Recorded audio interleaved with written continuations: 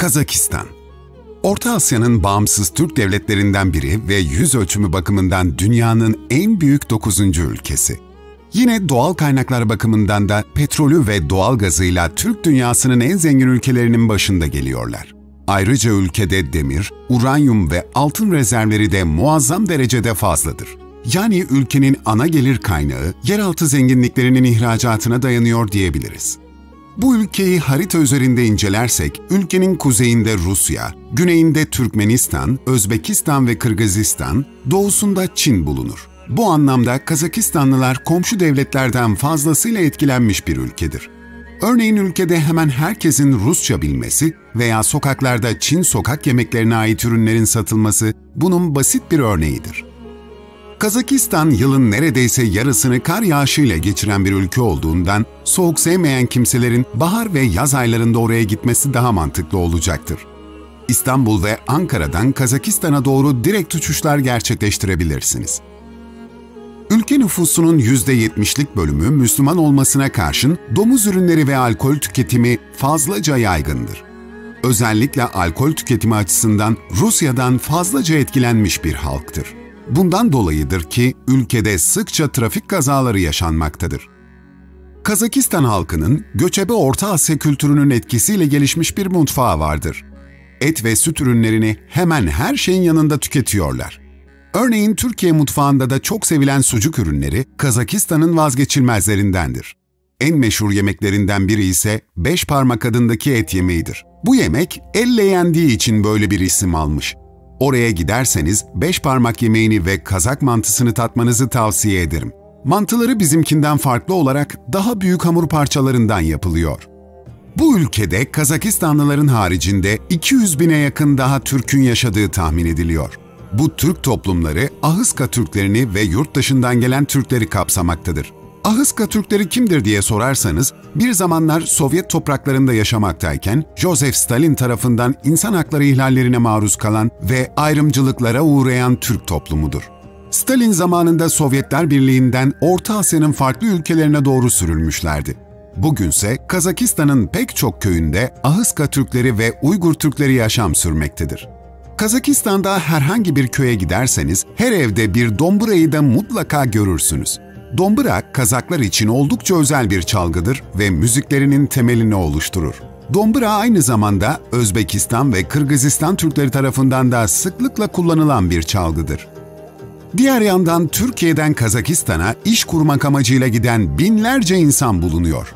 Türkler orada genellikle restoran, kafe ve inşaat sektöründe yatırımlar yapıyorlar.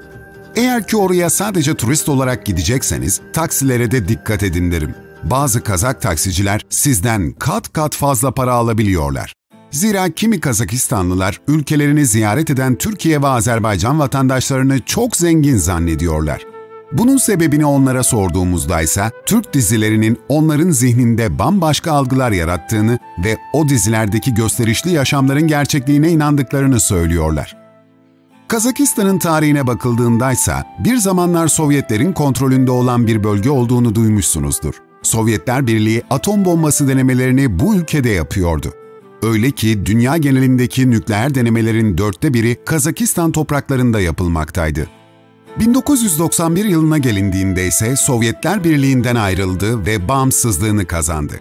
Ayrıca ülke olarak nükleer faaliyetlerden de gönüllü olarak vazgeçtiler. Zira Sovyetler zamanındaki o denemelerden ötürü 2 milyona yakın Kazakistanlı kanser ve benzeri ölümcül hastalıklara yakalanmıştı. Sovyetler Birliği'nin dağılmasından sonra ise Kazakistan, tıpkı Sovyetlerden ayrılan diğer devletler gibi gelişmeye başladı. Bu sırada başkenti sık sık değişti.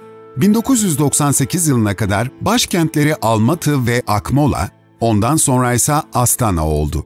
Son olarak 2019 yılında Astana, Cumhurbaşkanlığı tarafından imzalanan kararname ile Nur Sultan ismini aldı ve başkentin ismi Nur Sultan oldu.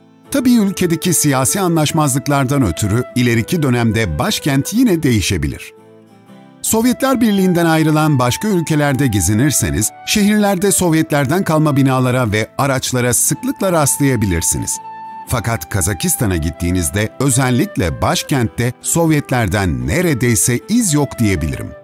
Şehir baştan aşağı modern bir yapıya bürünmüş. Şehrin her köşesinde bir inşaat var ve sürekli yeni yatırımlar yapılıyor. Sovyetlerin kalıntısından kurtulmak anlaşılabilir. Fakat upuzun yeni binalar dikmek şehrin görselliği açısından pek hoş görünmüyor. Yani demem o ki, şehrin her köşesine gökdelenleri andıran yeni binalar dikiliyor. Kazakistan devleti, petrolün haricinde inşaat, hizmet sektörü vasıtasıyla da büyümeye çalışıyor. Ekonomileri genel anlamda bu sektörler üzerine kurulu diyebiliriz. Nasıl ki Körfez Arap ülkelerinde gökdelen tarzı büyük yapılardan bolca varsa, Kazakistan Nur Sultan'da da aynı şekilde beton yığınları var. Bu sektörler kağıt üzerinde sürekli üretim ve gelişim varmış gibi gösterir fakat bana kalırsa şehirlerin ruhunu, doğallığını yok ediyor. Milyarlarca doları beton yollara ve yeni binalara harcayıp modern bir devlet görüntüsü yaratılmak istenmiş ama bence gelişmişliğin tanımı tam olarak bu değil. Yol demişken, Kazakistan'da trafik kurallarına ciddi suretle uyuluyor ve yollar sürekli temizleniyor. Mesela beton bir asfaltın karlarla kaplı olduğuna pek rastlayamazsınız. Çünkü yollar anında tuzlanıyor ve karlardan arındırılıyor. Ülkenin toplam 20 milyona yakın nüfusu var ve çoğunluğu Müslüman. Başkent Nur Sultan dışında en turistik bölgelerinden biri Almatı'dır. 2 milyon civarında bir nüfusları var ve orası için Kazakistan'ın İstanbul'u diyebiliriz. Orada gezerken dikkatinizi çekebilecek bir nokta var ki, cadde köşelerinde Japon ve Kore mutfağına özgü pek çok Asya street food noktası bulabiliyorsunuz. Bu atıştırmalıklar genellikle deniz ürünlerinden imal ediliyor.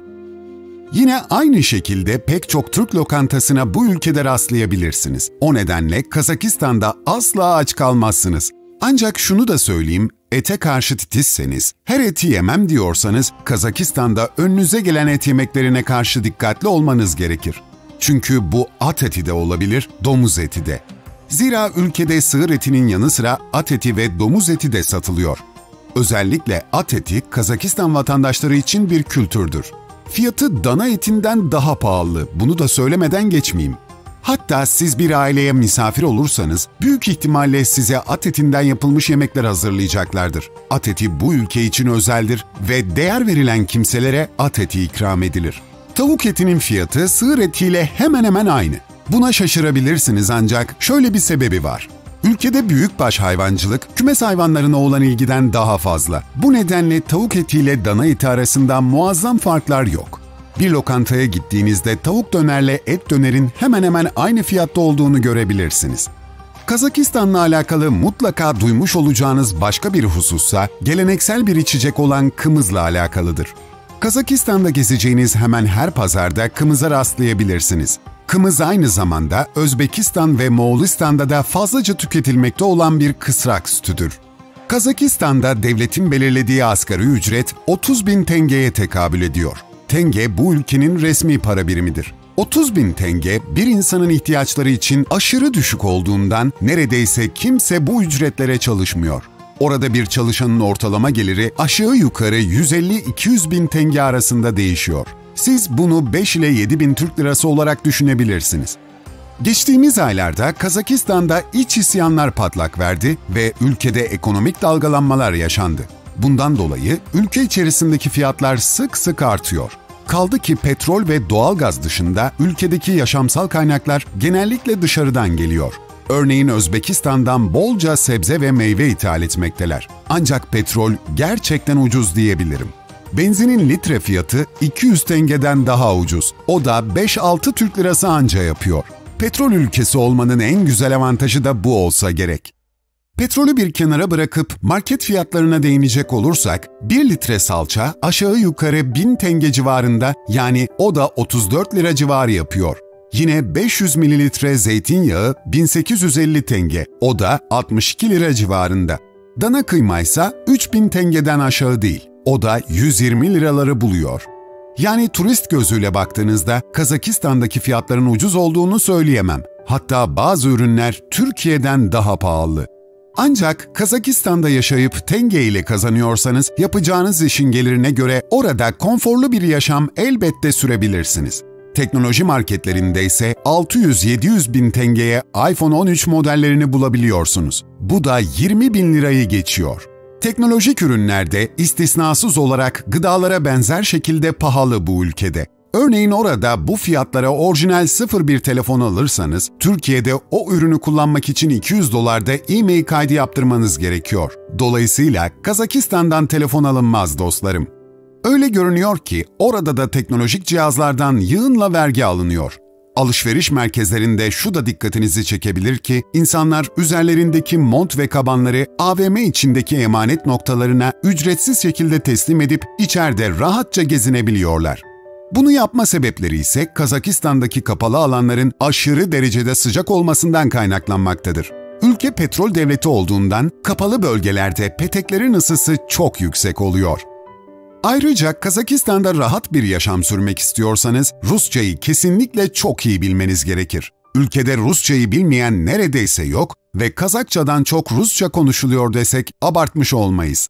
Rusça, ülkedeki ikinci resmi dil ve devlet okullarında Rusça ile alakalı pek çok bölüme rastlayabilirsiniz. Yine Rusça, Kazakistan'da faaliyet gösteren firmaların en çok kullandığı dil niteliğindedir. Bu takdirde de iş bulabilmek için Rusçayı bilmeniz size büyük artılar katacaktır. Kazakistan gerçekten de görülmeye değer bir ülke ve halkı son derece cana yakın insanlardır. Video hoşunuza gittiyse beğenebilir ve kanala ücretsiz olarak abone olabilirsiniz. Hoşça kalın.